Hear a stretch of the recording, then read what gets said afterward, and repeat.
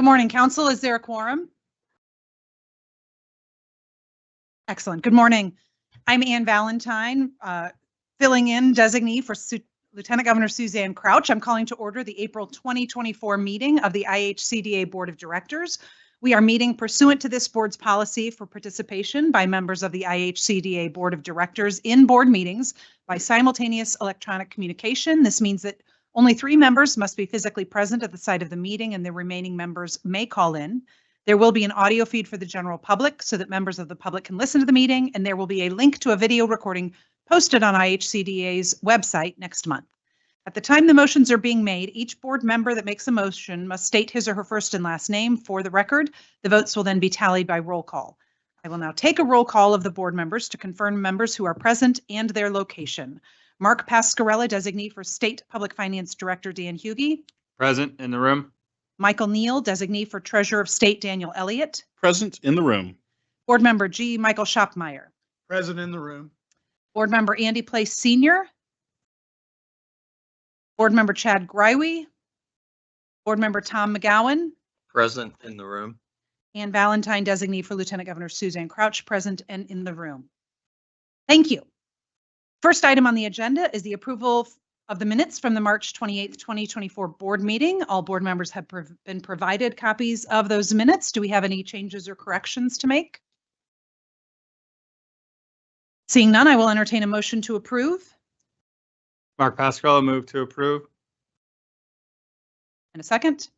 Tom McGowan, second. We have a motion and a second. I will now call the roll. Mark Pascarella. Aye. Michael Neal. Aye. Michael Schopmeyer. Aye. Tom McGowan. Aye. And Valentine, aye. Motion carries. Next up, please welcome Peter Nelson, who will present the Home Community Housing Development Organization, CHODO, pre-development loans for the Radiant Communities Development Corporation and Northwest Indiana Community Action Corporation board memo. Morning. Good morning. Trying to not knock everything over here. Good morning, board. All right. Yes, so I am here this morning to make a recommendation for a few pre-development loans. So beside construction and rehab or construction financing for home buyer, home ownership opportunities, our home investment partnership program can be used for a couple of cool activities, specifically for community housing development organizations, or as we call CHODOs. So one of those activities are these pre-development loans. The other one I'll get into a little bit more with my next recommendation following this one. So what is a CHODO? CHODOs are non-for-profit organizations that meet certain HUD requirements, mainly pertaining to, board makeup, areas they serve, et cetera. But with each activity, they come, staff at IHCDA reviews to make sure they meet these requirements and then certify them as a specific CHODO organization. So one of the things, as I mentioned, that these CHODOs can do is apply for pre-development loans. So there are 2 types of pre-development loans. There are site control loans, which is basically anything that can be used to either obtain the site or do some of that, like a feasibility. Is this site we identified for this project we want to do going to be able to work for us? The other type is a seed money loan, which is used after the project or the company already has site control, and that's used for some of the preliminary pre-construction activities. All 3 recommendations I'm making today are the site control loan variety. So these pre-development loans, these CHODOs can request up to $30,000 per project. And then generally our process, so this is an open round. So whenever a CHODO has identified a site, they can come in and apply for these pre-development funds. Staff will review, one, that they meet all the requirements of the CHODO so that they can be certified. CHODOs do have to be recertified or initially certified with every activity that they do. So we'll review those requirements to make sure those are being met. And we will ensure that all the project costs for these pre-development loans are eligible under the home regulations. The interest rate on these loans are 0% with a repayment term of 24 months. Generally, it's expected that these pre-development loans will eventually become a construction award. So the loans may be repaid from another construction loan or project income for that.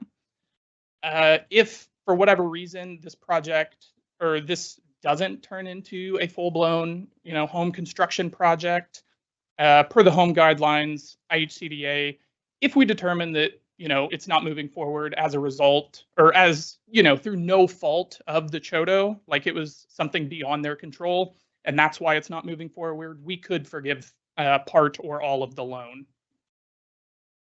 So getting into the organizations requesting, so we are having 2 organizations request pre-development loans for 3 separate projects. So the first one, Radiant Communities Development Corporation, they are requesting $30,000 in a site control loan to assist with architectural engineering fees and engagement of the development team. So this is the planned project that they would apply for in a future home round, would be planned to be 7 units in Hendricks County.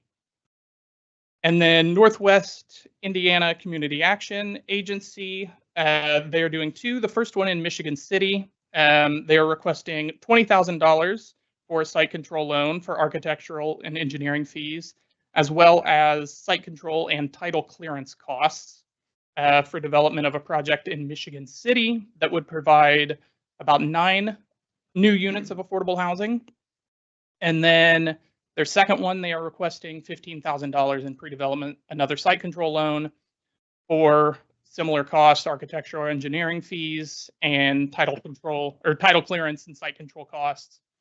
This one in LaPorte. So you can see in Table A kind of defines those a little more in depth. But after reviewing everything, they meet all our requirements. We are happy to make the recommendation of each of these 3. Happy to take any questions before I get into the resolution. Board members, do you have any questions? Please. So as it relates to the loan itself, developers, lots of things, et cetera. You have the right to forgive those, not to go off that same 24-month that would have been. It would be that same 24 months.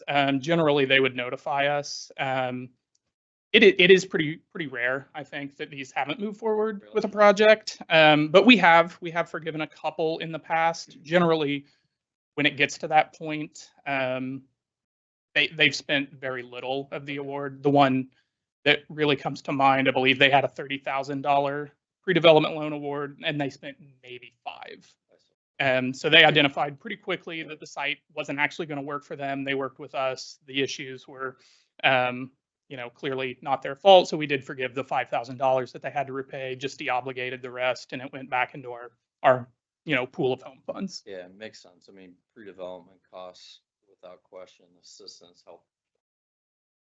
Takes a little bit of the burden. In the private sector, typically what would happen is split 50-50. That way, they feel the pressure, almost like a personal guarantee that I gotta figure this out because it's not going to be for. My only point of advice is allow it to be a known policy that funds get forgiven. It just helps create a little personal pressure that, man, I gotta. So just a point of advice that I think it's important not to let that be known. Standard procedure.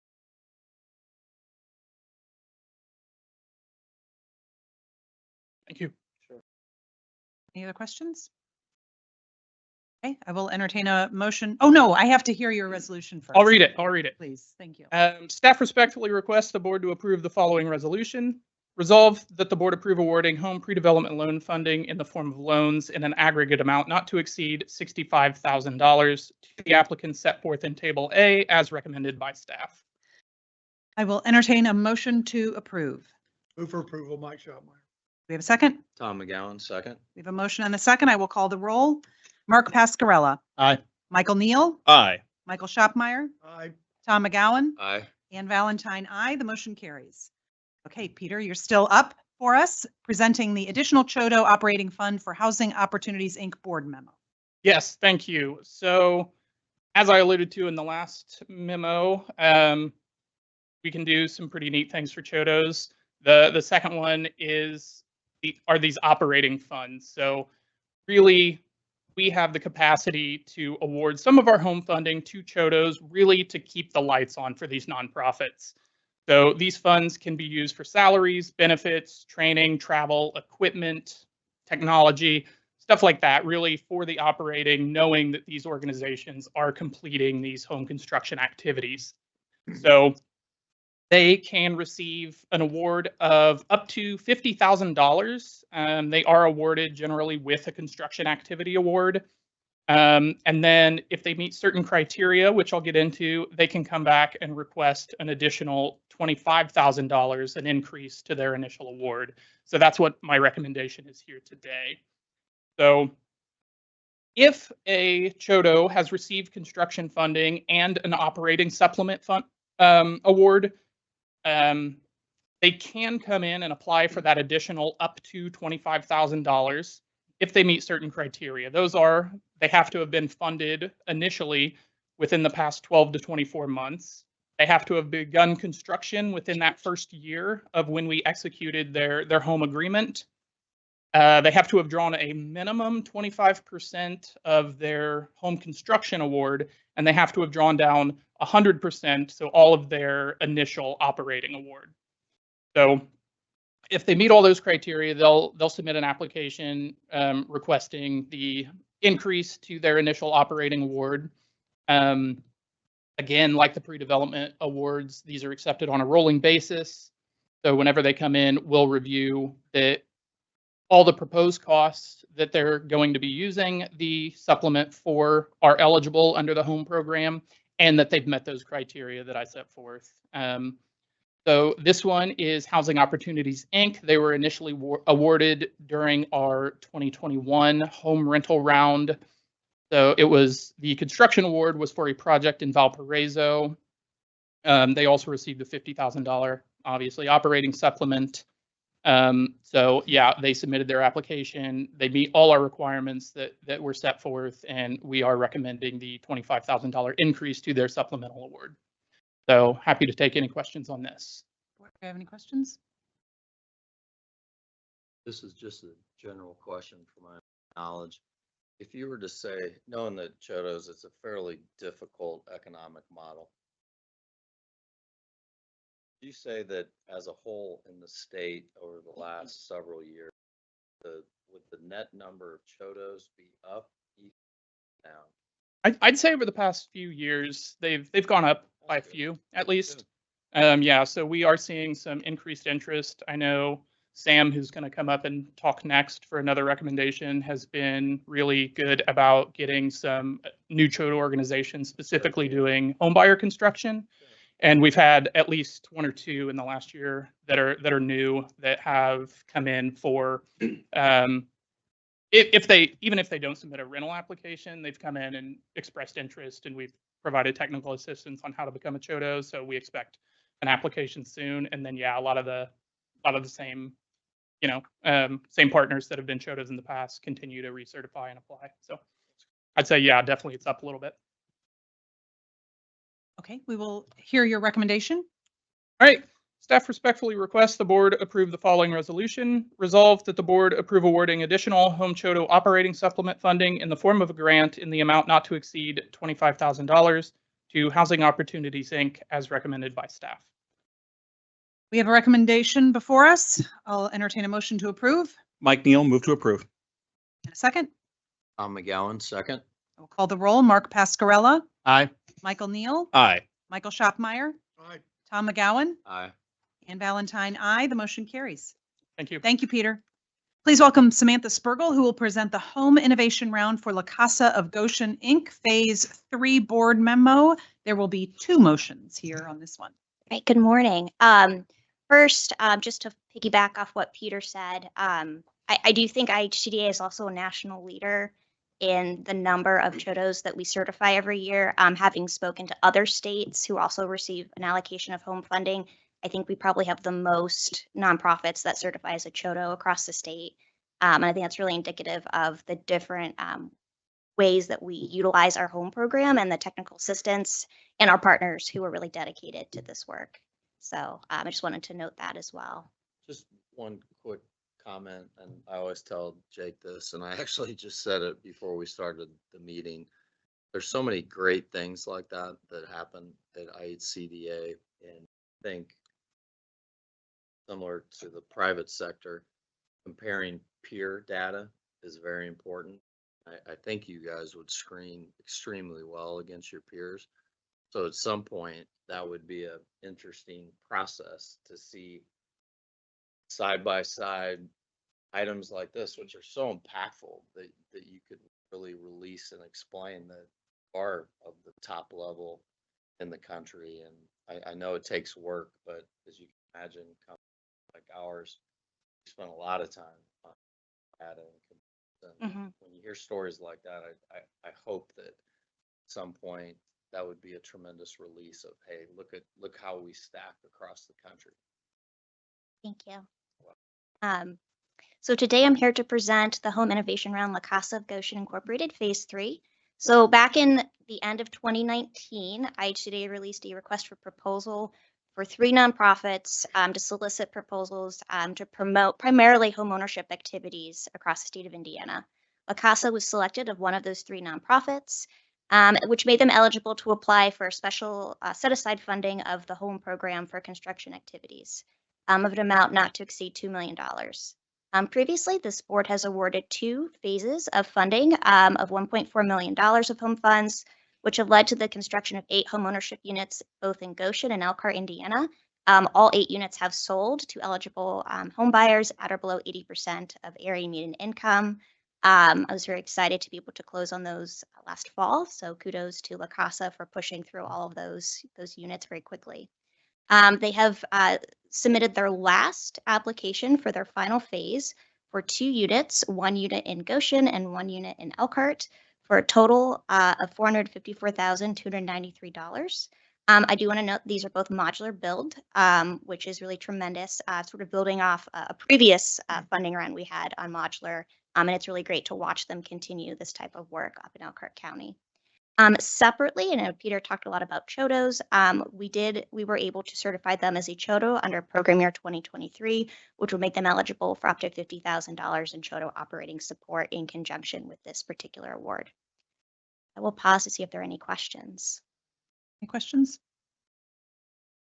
Okay, we'll hear your recommendation. Super. And I do have 2. Staff recommends the approval of a home buyer award in an amount not to exceed $454,293 and a home CHOTO operating supplement in the form of a grant in an amount not to exceed $50,000 to La Casa of Goshen. So staff respectfully requests the board approve the following resolution. Resolved that the board approve a home buyer award in an amount not to exceed $454,293 to La Casa of Goshen Incorporated as recommended by staff. Okay, we have 1 resolution in front of us. I will entertain a motion to approve. Mark Pascarella, approve. And a second. Mike Schotmeyer, second. We have a motion and a second. I'll call the roll. Mark Pascarella, Aye. Michael Neal, Aye. Michael Schotmeyer, Aye. Tom McGowan, Aye. Ann Valentine, aye. Motion carries. We'll now entertain or hear your second resolution. Thank you. Staff respectfully requests the board approve the following resolution. Resolve that the board approve home CHOTO operating supplement funding in the form of a grant in an amount not to exceed $50,000 to La Casa of Goshen Incorporated as recommended by staff. We have a resolution. I will entertain a motion to approve. Move for approval, Mike Schotmeyer. And a second. Tom McGowan, second. I will now call the roll. Mark Pascarella, Aye. Michael Neal, Aye. Michael Schotmeyer, Aye. Tom McGowan, Aye. Ann Valentine, aye. Motion carries. Thank you so much. Thank you, Samantha. Please welcome Hugh Pebworth, who will present the 2024 Rental Housing Tax Credit General Set Aside memo.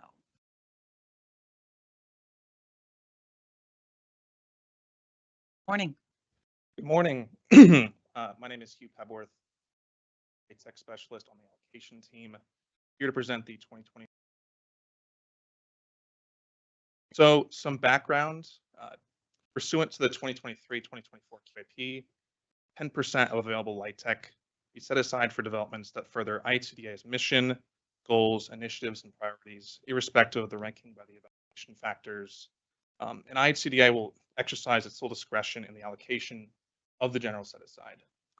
So back in July of 2023, IHCDA announced that it would dedicate the 2024 general set aside to create new rental units in counties that had 25 or less light tech units, which meant that developments in the following counties were eligible to apply.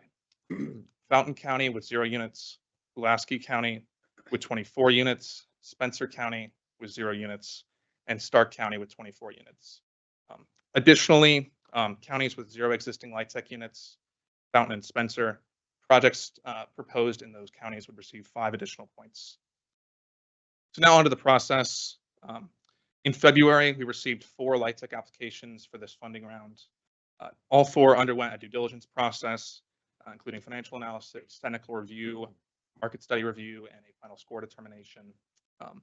If during this process concerns or technical deficiencies were discovered, a letter was sent to the applicant requesting clarification or correction, and each applicant was given an opportunity to comment on any scoring discrepancy. Upon completion of this due diligence process, it was determined that all 4 met the criteria of the QAP. The applications were then ranked on their final scores. The top 2 were both located in Spencer County and Dale, Indiana.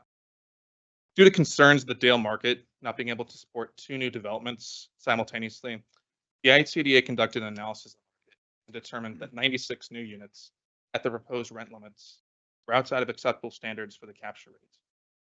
As a result, the IHCDA is recommending the highest scoring application in Dale and the 3rd highest scoring application located in Winnemac, in Pulaski County. So the staff would recommend the approval of Allison Rose Gardens in Dale, Indiana, and Willow Creek Villas, Winnemac, Indiana. There's attached development summary sheets, more information, and I'll pause for questions now. Questions? Quick question. When you do these market analysis absorption comparisons, do you guys do that internally with your team? Do you have outside groups, or how do you? So part of each application, each applicant will submit a market study done by a 3rd party. So it's a 3rd party. Okay. And then in cases like this, we would do an additional analysis if there's concern like we have. We also have a 3rd-party market analyst on retainer that we will consult with to also evaluate our evaluation as well. Yeah, so you take yes. their studies. So the developer has a 3rd-party market analyst create the market study, just submitted with the application. IHCDA reviews the market studies internally with our team.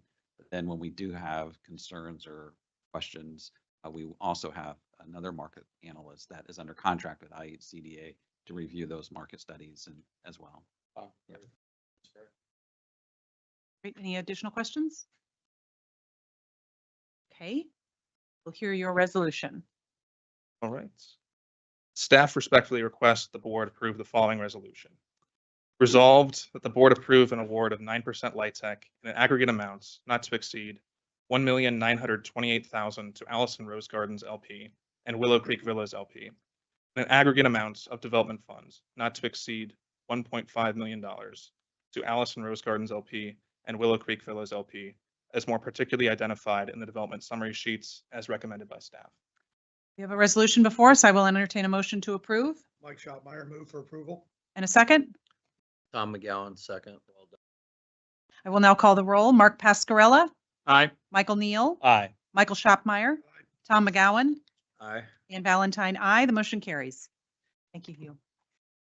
Next up, please welcome Alan Rakowski, who will present the 2023 Rental Housing Tax Credit General Set Aside Financial Guarantees Board Memo. Yes, thank you. Good morning, board. Again, I'm Alan Rakowski, Director of Real Estate Allocation, here to present the financial guarantees that are part of the 2023 Tax Credit General Set Aside. So similar to what Hugh had just described, this is for the 2023 General Set Aside. As background, in September of 2022, IHCDA released an RFP announcing that it was seeking 2 emerging first-time low-income housing tax credit developers that were also XBE entities to participate in a 2023 Tax Credit General Set Aside. If you recall, at the November board meeting, the board approved the 2 developers and their projects for an award of LIHTC and development funds. Those projects were Arvetta and Anthony Grimes Family Center, developed by 238 Properties LLC. and the Monroe, developed by Chateau 14 Development LLC. At the time of the RFQ release, IHCDA committed to providing financial guarantees of up to $2.5 million for each developer. The idea was to enhance their financial strength and contain costs and attracting capital. The developer would have up to 3 options to maximize the financial enhancement offered by IHCDA. We would allow them to make their proposal on a case-by-case basis. The proposals or the options were either a pre-development loan guarantee, a 2-year construction guarantee, and or a 5-year guarantee on tax credit equity to expire 5 years from placed in service date. At the November board meeting, we did mention that we were bringing these back to you, to the board. Each selected developer would, we begin working with them to determine what would be the best setup for their project. So after discussions with each developer, they are proposing a use of financial guarantee to secure debt and equity guarantees required by the project funders. IHCDA will deposit $2.5 million for each developer in a restricted account. If the guarantees are called upon, the developer will reimburse IHCDA for all withdrawals. And IHCDA is now bringing these funding recommendations to the board.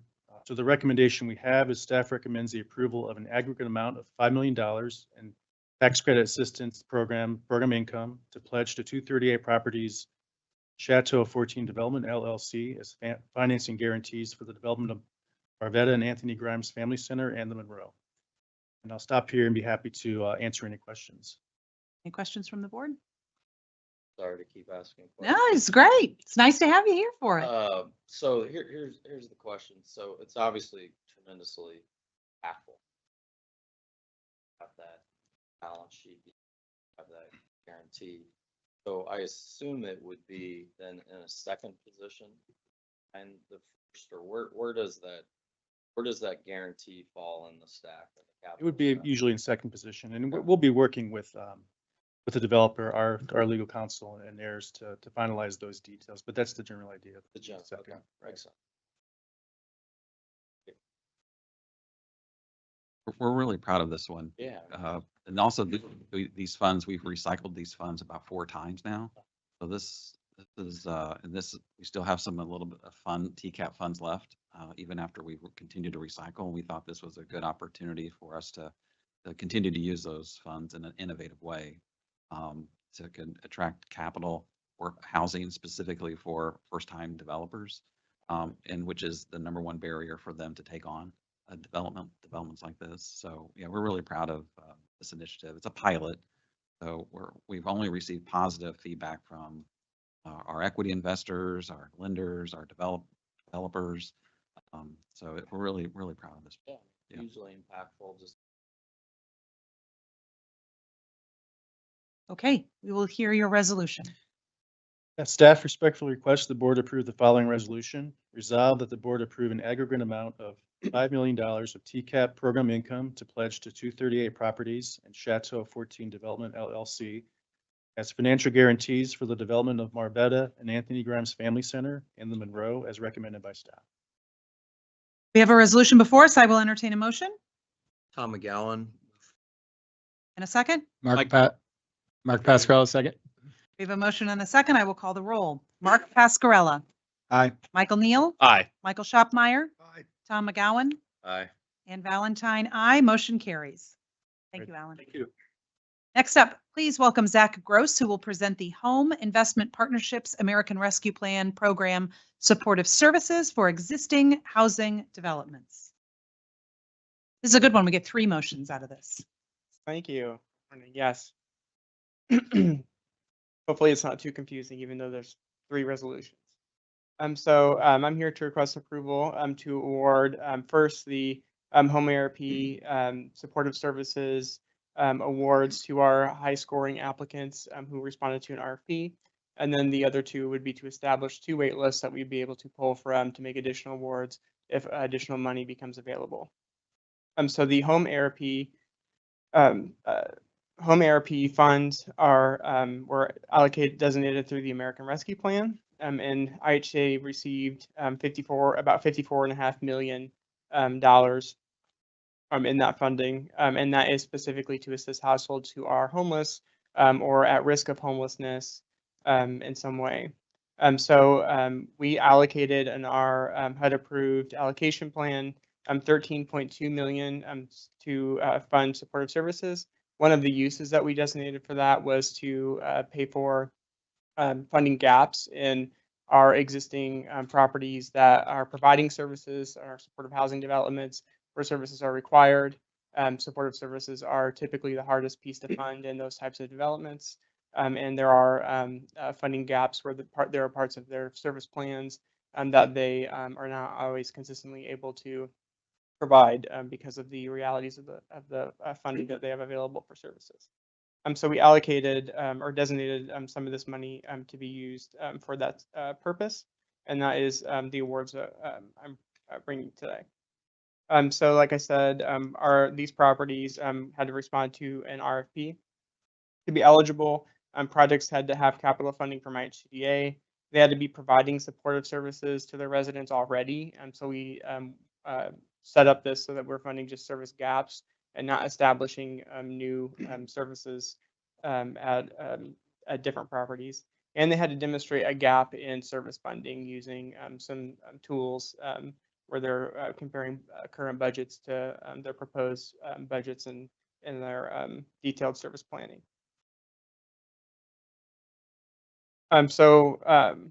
Supportive housing developments also received preference in the selection. We evaluated and scored all applications. And then if you look at Table A, these are the ones that we are awarding or recommending to award outright. This is would be the first resolution. So this is 20 developments for a total of just over $6 million, $6,028,404 to be exact.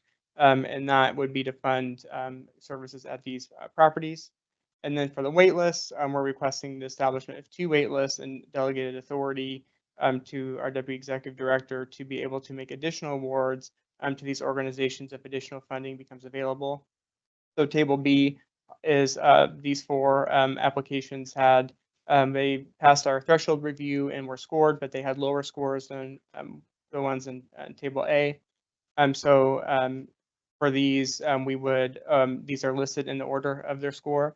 So we would award this funding based on their score. And then if additional funding is available, then Table C is the applications that failed our threshold review due to not having required documents that we required. And we would work with them to establish or to submit what was required and pass threshold. And then at that time, we would do a full application review. We did not score those applications. So we would do a full review and then rank them in order of score and then fund them in that scoring order. So I'll pause there for questions. Questions from the board? Zach, Yes. there's no locations on Table A, B, or C where these facilities are.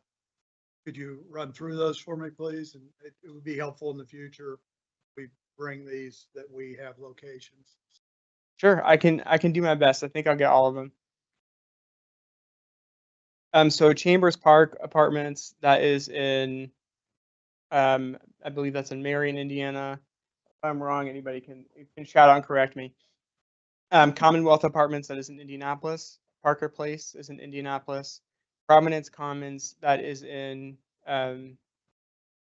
Valparaiso, thank you. Aurora View, that is also in Valparaiso. Oliver Apartments is in South Bend. Perm 5 is in the Valparaiso area. That's a scattered site project.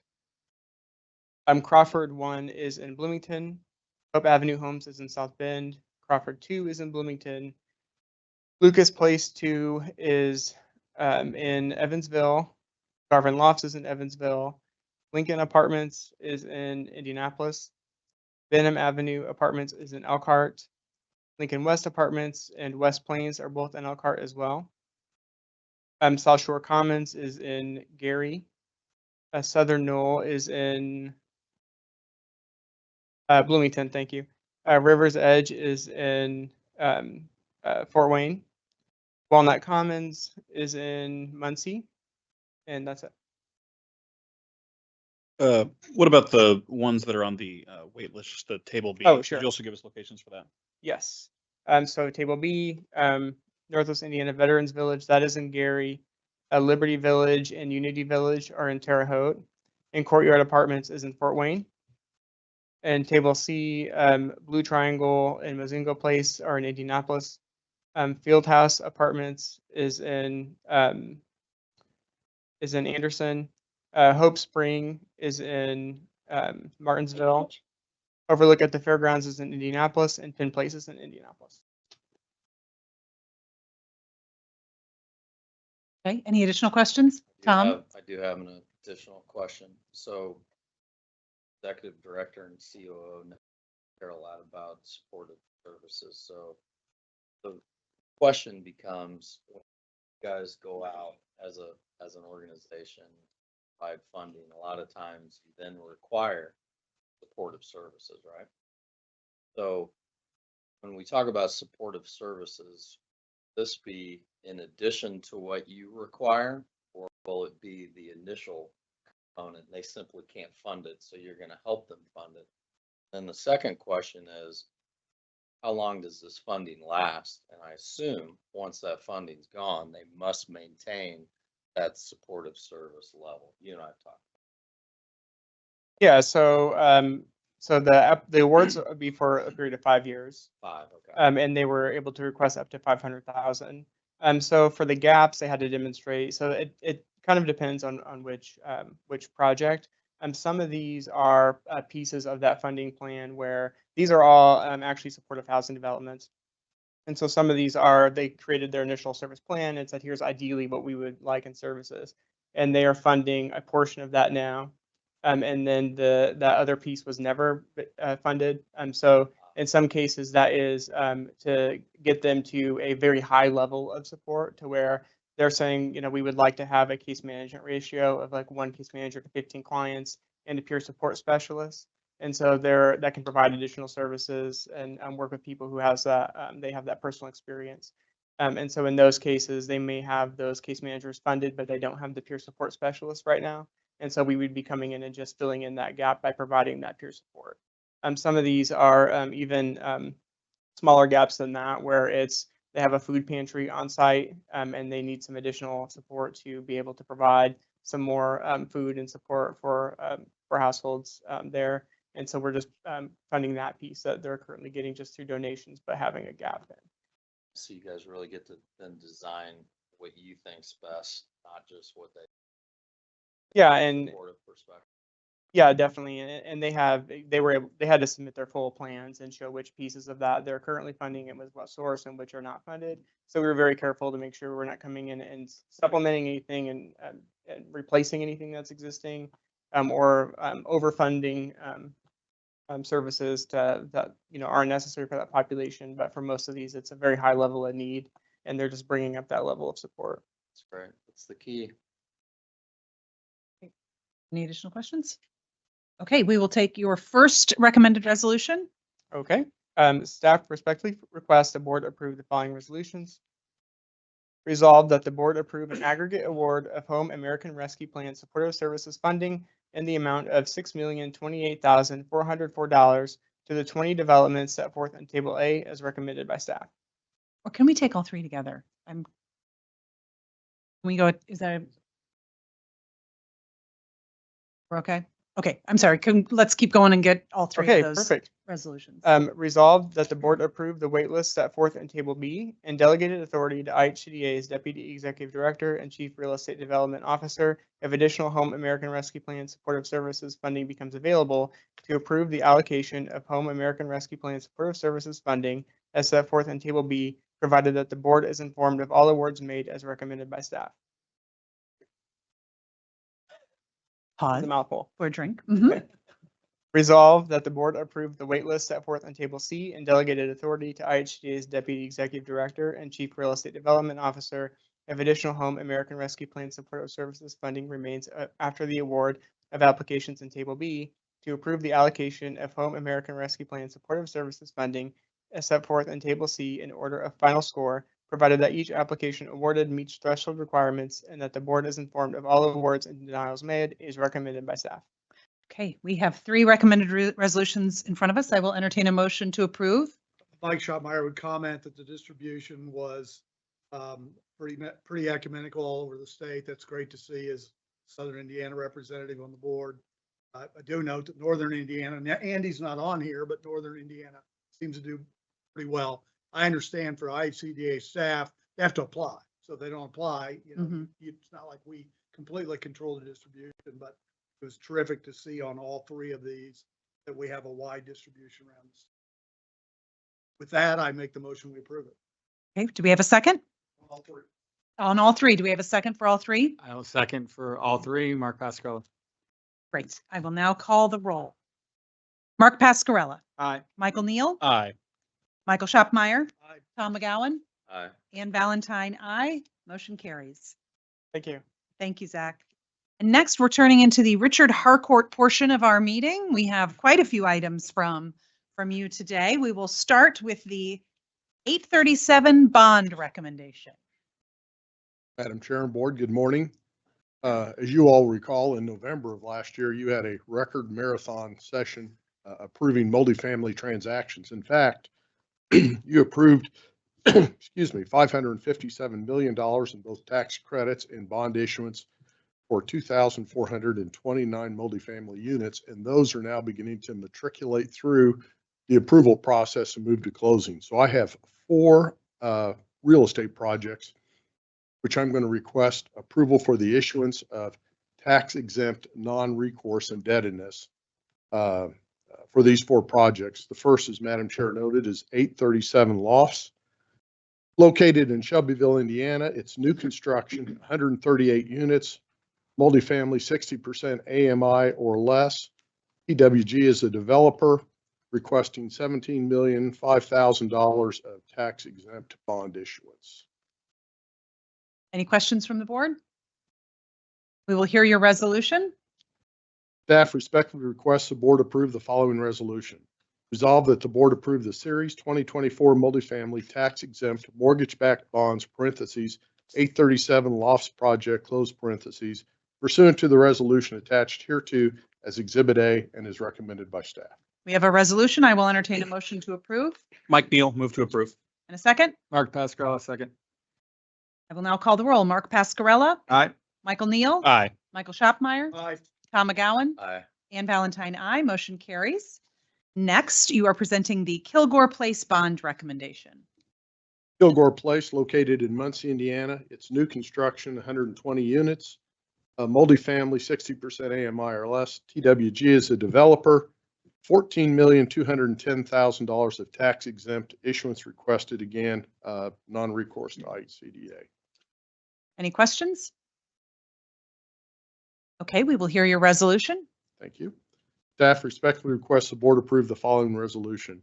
Resolve that the board approve the Series 2024 multifamily housing revenue notes, parentheses, Kilgore Place project, close parentheses, pursuant to the resolution attached hereto as Exhibit A as recommended by staff.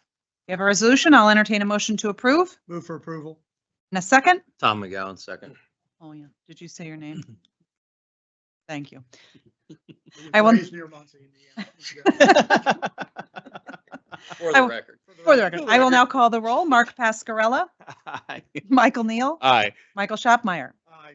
Tom McGowan, Aye. and Valentine, aye. Motion carries.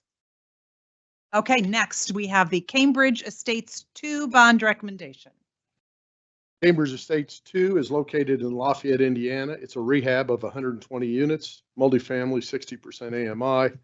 EREG Housing Preservation is the developer. We're requesting $13,745,000 in tax exempt bond issuance, non-recourse to IHCDA. Rich, Mike Shopmeyer, I'm noticing that for a while there, we had escalating costs per unit, because I'm always looking at these. It looks like our per unit costs are starting to come down. That I misguided in that. Here's us, me anyways, I do the math. A lot of these are more like what I would be used to seeing in Southern. Well, I would just say, I think prices have probably stabilized a little bit. I wouldn't say they've come down. However, we are continuing to, this is still a big issue for us on cost. What you're seeing with most of these developments, though, these are larger developments, so there is an economy of scale. This is a rehab.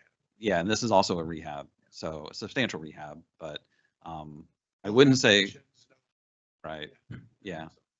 I would also imagine that they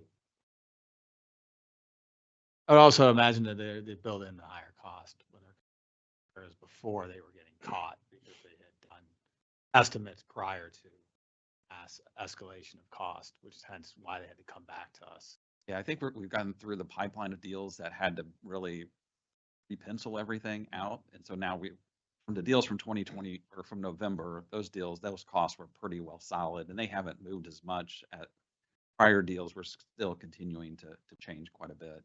But these deals have stabilized in terms of getting to the closing table. Since it was in November, we haven't seen the drastic swing that we have seen in the past relating to these deals. We approved one today that was 2-bedroom at just over 200,000 unit. Reasonable, so good to see, at least you're saying, all of you experience the escalation is slowing or leveling off, which is really important for our problem. With that escalation, we heard for 3 years, it was impediment for what we're here to do. Here's the only thing I would add. That as the economy slows or we stagnation, costs like lumber costs, commodity costs, dropping, but other commodities. So I think what we're seeing out in the market as a whole across the country, costs are starting to drop, labor staying relatively flat. So contractors, because of large backlogs, not passing those. When their backlogs begin to get a little tougher, then that's when housing. But I think we need a little more of a slowing of the economy to get contractor backlogs down. Then they'll be forced to start passing these. But from what you've seen in your world it's stabilized. Absolutely. From where it was prior, Except where. big projects where there's labor gaps and contractors, not enough labor and contractors satisfied because It's being done. Okay, Here to hijack it. It's important, it's huge. public to hear that. great. We'll hear your resolution. Staff respectfully requests the board approve the following resolution. Resolve that the board approve the Series 2024 multifamily housing revenue bonds, parentheses, Cambridge Estates 2 project, close parentheses, pursuant to the resolution attached hereto as Exhibit A and is recommended by staff. We have a resolution. I'll entertain a motion to approve. Mark Pascarella, move to approve. A second. I will now call the roll. Mark Pascarella, Aye. Michael Neal, Aye. the pride of Muncie, Michael Shopmeyer. That was good. Winchester, one camera. Okay. Be very careful. Okay, Muncie was our- Hey, Ball State alumni. Chirp, I'll chirp. correct. Okay. Well done, Matt. Tom McGowan. Tom, would you like? I will not say where I'm from. Aye. And Valentine, aye. The motion carries.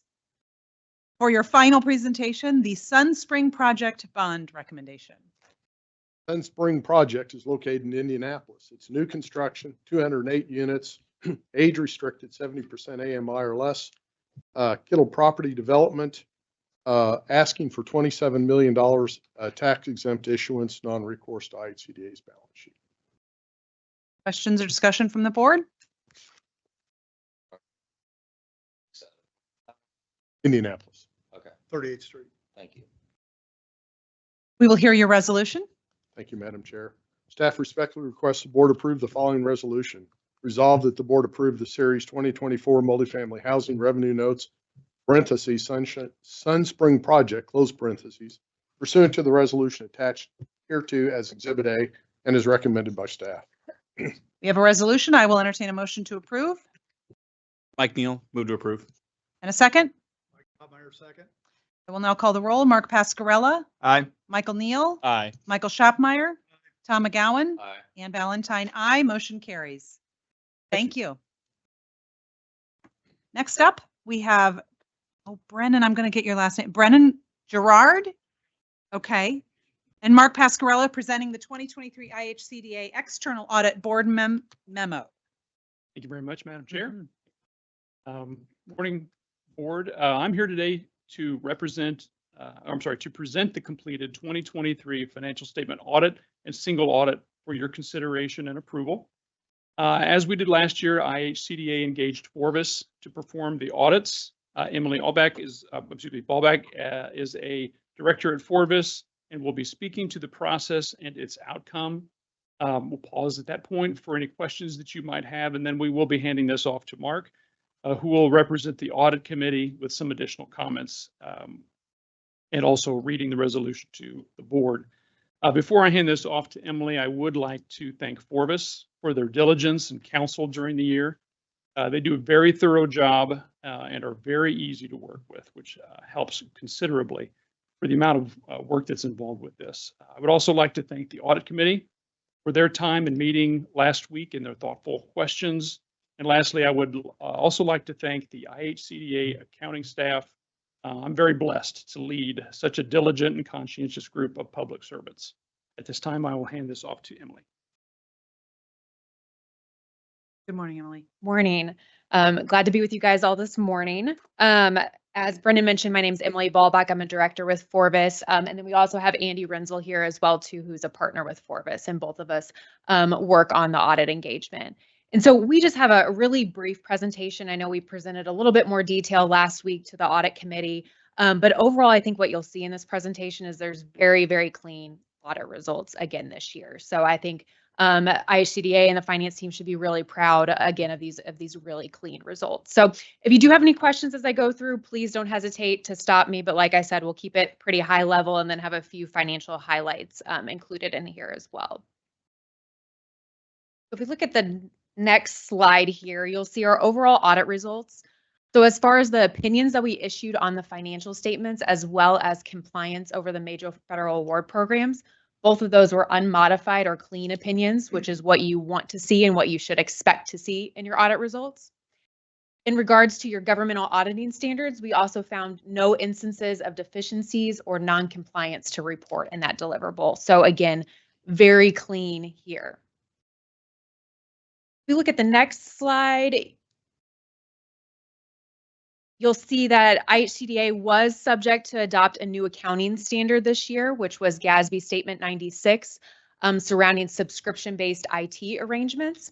This did not have a significant impact on your financial statements. I believe it was only around just under $500,000. However, it was a lot of additional work by the finance team to go through and analyze what are these agreements that could potentially be subject to this new standard. We also had no audit adjustments that were proposed or recorded during our audit process. We did have one past adjustment that related to the market value of one particular investment that IHCDA holds. A past adjustment means that it's above our lowest level of testing threshold, so we do have to evaluate it, but it's not considered material enough to record and reflect in the financial statements.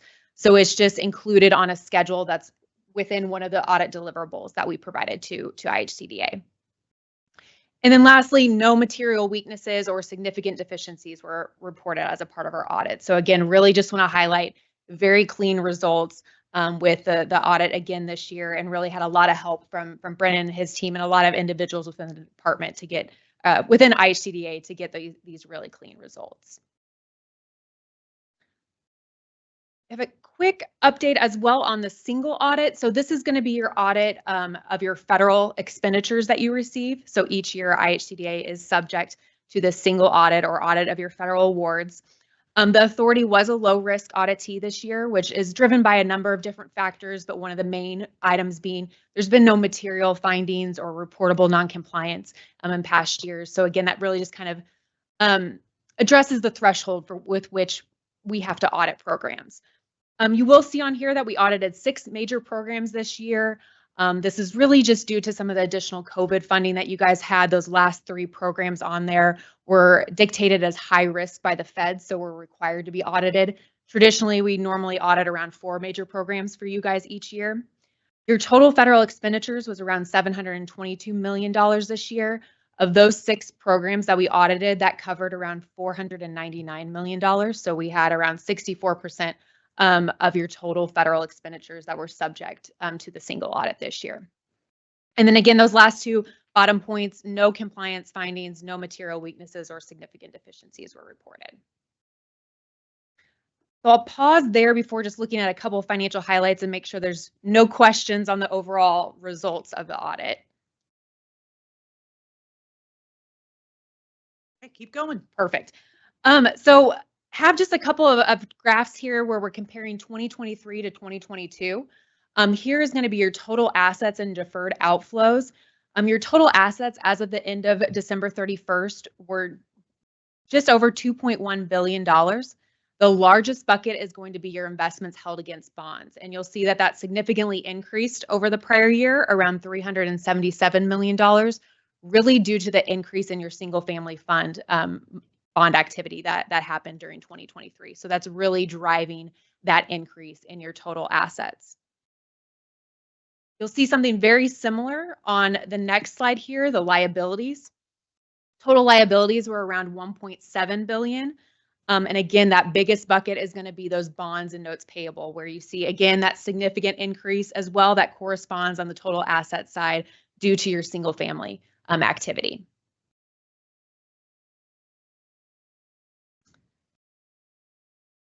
The next slide is your net position. Here, I just want to highlight, you'll see the different buckets. I know it's a little small to read, but your unrestricted is going to be the red or the largest bucket there. That makes up around 66% of your total net position. So again, that's unrestricted. You'll see the next one above that is going to be your restricted, which is around 34% of your total net position as of the end of the year. Here you'll see where we've broken out that net position by fund. So looking at your general fund, your program, single family, and then the MBS pass-through. The largest, it looks like some of the numbers didn't show up on there, but the largest bucket on the 2023 is going to be the general related fund, and that's going to make up 41% of your total net position. And then right below that is going to be your program and single family fund for 2023.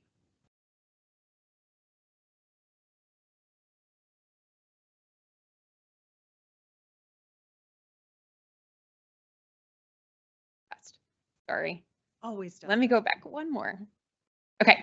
Last two slides here. So total revenues, just a couple things that I want to point out here. Your program income is going to make up the largest bucket of your revenue for the year. There was a slight decrease around $22 million this year, really driven to a reduction in LIHEAP and IRA programs. But the other bucket that I do want to point out, which again, it looks small on here just because your program income is so significant, is going to be that interest income, or the second bar from the right. You'll see there was a big swing there. Last year it was a loss of around $42 million compared to a gain of around $80 million this year. So again, just a large swing just due to overall market conditions. And then the last one we have here is going to be expenses. Same trend you'll see as revenue. Your program revenue and expenses are going to make up the largest bucket there, and you'll see a similar slight decrease this year between 2022 and 2023. The other thing that I do want to point out is just that interest expense. You'll see that it did increase around $20 million, again, just due to rising interest rates associated with your bonds that were issued.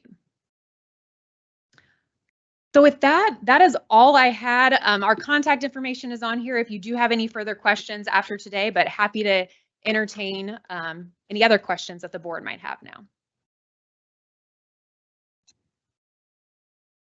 Mark? Ryan? Sure. Thank you very much, Madam Chair. Thank you very much for the detailed explanation. So to give you some of our thoughts, so we did meet on April 18th. The audit committee did it to go over the more detailed results. Everything that was discussed in there that was not mentioned today all filters into exactly what was presented today. Nothing that was presented in that meeting that is material or anything in nature that needs to be, in my opinion, spoken to. So that was an accurate reflection of what we saw. Also, as we went through the process, we tried to figure out how we did it operationally last year with who was presenting. And so I went through last year's presentation, and as I talked last year, I could have pretty much recorded it and hit play for the same thing that happens this year because, and I'll just recap it real quick. What I basically says is there's a culture here of making sure that they have clean opinions. There's a culture of having documents ready when the auditors show up. There's a pride, I feel, of making sure that everything comes back perfect.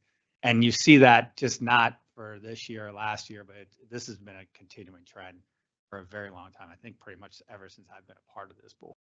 So I appreciate it. It makes this process very, what I would call boring, because it's auditing, which naturally has a stereotype for that as well. But again, I'll reiterate what I say almost every year. A boring audit is actually very good, because if it's exciting, that means you have major problems. So we don't want that excitement, because that's not fun to deal with. But again, I think that culture is why you get these results. I don't think you get the results just because you have to work hard that year. I think it's done throughout the year to prepare for it. It makes it for an easy transaction. They do a great job. And so therefore, I have nothing but high praise for the accounting staff. And the accounting staff would tell you it's also throughout the whole organization. I think Jake would say that as well. It's not just done with the accounting staff. It's everybody's ready. So again, this process is a well-known way of happening. And so therefore you get the results that you get. So very pleased with it. Also, when you see the material, I shouldn't say material, but they are changes that she pointed out about interest rates. All of it makes sense on why it is. Interest expense has gone up because interest rates have risen.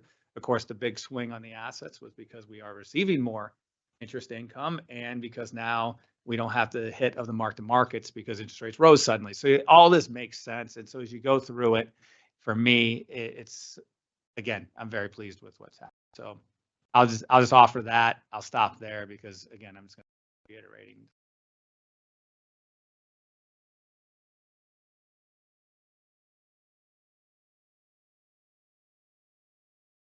But I think on behalf of the board, knowledge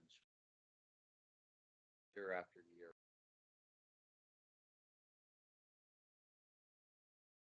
I can imagine having better than.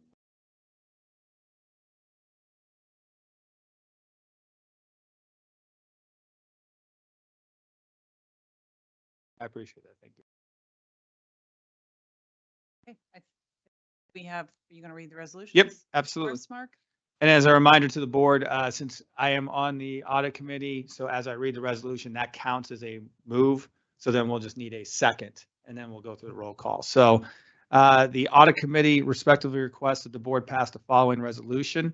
I believe we'll handle these one at a time. Resolved that the board approve the December 31st, 2023 IHCDA financial statements and independent auditor's report attached hereto as Exhibit A, as recommended by the audit committee and staff. So we have that motion. I'll take a second.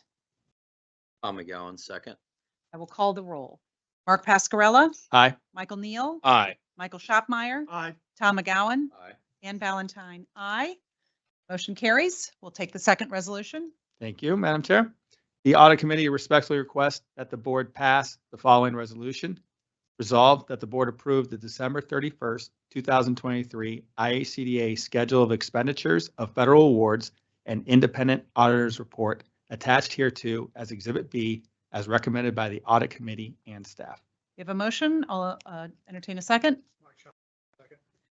I'll take the roll. Mark Pascarella, Aye. Michael Neal, Aye. Michael Shopmeyer, Aye. Tom McGowan, Aye. Ann Valentine, aye. Second motion carries. Thank you. Thank you so much. Okay. Next up, Greg Glassley, who will present the Low Income Home Energy Assistance Program update.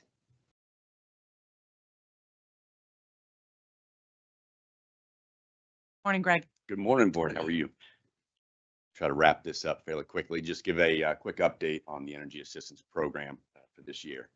So just want to highlight one notable policy change for this year, how we kind of address some of the crisis. So the definition of crisis in energy assistance is very specific. It means that the applicant at the time of application is either has their utility disconnected or they have a disconnect notice that a date is notified on that. Previous years, one of the mitigation strategies has been to put that person on a payment arrangement plan with the utility. And then what we have found that so many utilities, so many different policies, that just kind of delays the inevitable a little bit. And so we included this year that eligibility, that expanded it at this point by about 7,800 households. So it's been a big improvement, helped out a lot more Hoosiers in that sense. Just to kind of address, next one maybe.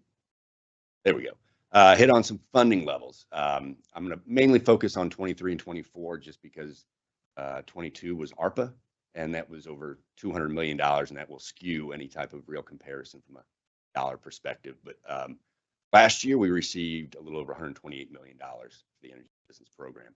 And I note there that there were 3 releases in November, 1 in February, 1 in March, and 1 in August.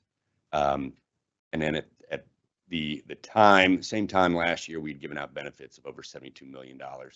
I note the timing of releases because it's been affected this year, which has impacted the program a little bit. So this year we received 3 releases in October. We are currently awaiting the second release. So an update to that, we were notified 2 days ago that they released to Indiana about $7.6 million. So that will in the next couple of days be going to Jake for his signature and approval so we can get those other funds to the agencies. But typically what happens is with those continuous releases of funds, it kind of replenishes that pool that we get to the agencies.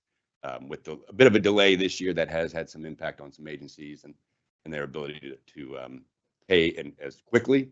A couple of things that we've been able to do to address that is every year we're allowed to carry over 10% of our award into the following program year. So because of that, we had additional funds available to us that we incorporated to those agencies that needed it. And we also took some money away from 3 agencies that had more than they were spending. We left them with plenty to cover what they currently had, but bringing some funds back from those 3 agencies allowed us to kind of disperse as well to those agencies that needed it. So because of that, we've been able to kind of address that delay in funding from the federal government. So just a couple of graphs, data points to hit on.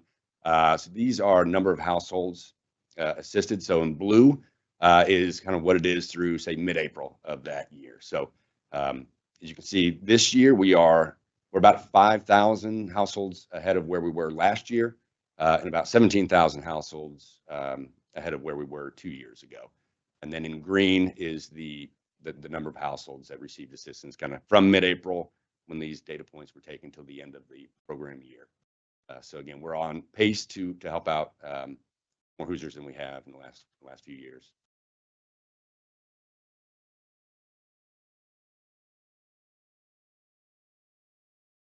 Okay, so this is just showing the average benefit and the crisis benefit between last year and this year. You can see that the average benefit between last year and this year is around $510. That has remained fairly static. The average crisis benefit has gone from about $450 last year to just under $400 this year, and that was to be expected as we enlarged the pool.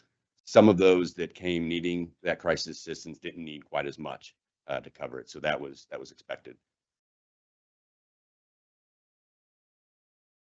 And the last graph, this is showing just these are benefits that have been given out to households last year and this year. So again, blue is through same time, mid-April. Last year was about 72 million. This year about 75 million. The green then is what we gave out kind of from mid-April to the end of the program year. So again, we're ahead of pace. We've given out in benefits to Hoosiers a little bit more than $3 million more this year compared to last year. The program is winding down. The last day for applications is May 20th. And then it'll take about 2 to 3 weeks for all of those applicants to be approved. So that is the quick update. Appreciate the opportunity to give that. If there's any questions, happy to answer any of those. Okay, thank you.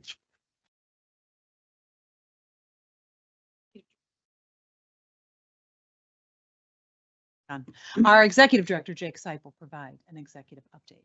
Thank you, Madam Chair. Just a few quick updates for this month's board meeting. Last summer, we received an allocation from the state to pilot a new program for youth transitioning out of foster care. And so earlier this year, we went out with a request for proposals. And we worked in partnership with Department of Child Protective Services to identify teams that would develop housing for youth transitioning out of foster care. This week, we're able to announce that we've identified 4 teams that are going to be submitting an application to IHCDA by the end of this year. And I'll just mention the 4 teams real quick. La Casa of Goshen, and the Bashers Children's Home. They'll be working together on developing a property up in Goshen. Firefly Children and Family Alliance have partnered together to develop a property here in Indianapolis. And then New Hope Services, in partnership with LifeSpring Health Systems, will be submitting a proposal to us from Jeffersonville. And then Building and Impacting Communities will be submitting an application for development in Maryville. So we're really proud of this pilot program that we have and the partnership that we have with DCS, and then working specifically with these 4 not-for-profit housing developers to create housing and provide the services for youth that are transitioning out of foster care. So really excited about this opportunity that we have. So the board will be receiving recommendations hopefully later this year or the first quarter of 2025 on these 4 developments. So we'll be working with them now, providing technical assistance as their developments come together. So the next item I just want to mention real quick, last summer we had the Environmental Protection Agency had submitted a release, an RFP for proposals for a program called Solar for All. And we had worked closely with some of our partners to respond to that. However, unfortunately, we were informed this week that our application was not approved. So I just want to make sure that the board was aware that that Solar for All application was not approved. So we have requested a debriefing from the EPA on our proposal so we can understand a little bit more about some opportunities where we can improve when we respond to applications like that. So last item is just a reminder, our board meeting in May, on May 23rd, will be in the hometown of our state's first capital. So we'll be in Corydon at Corydon Senior Lofts Apartments. It was a tax credit development that was placed in service, I think, 2 years ago. It's a former school, and we'll be in the gymnasium with the residents that are there. So excited to be able to take the board meeting on the road next month and for the board to see one of the properties that has really had a significant positive impact in Corydon. So excited for that. And that'll be at 10 a.m. Eastern time on May 23rd. So this is my update for this month. Great. Any questions for Jake? Is there any additional business to come before the board? Yes. Okay, great. We have some resolutions for signature. Thank you. Hearing no other business, I will entertain a motion to adjourn. Mark Pasquarello. And a second? All those in favor? Aye. Aye. We are adjourned at 11:16. Thank you.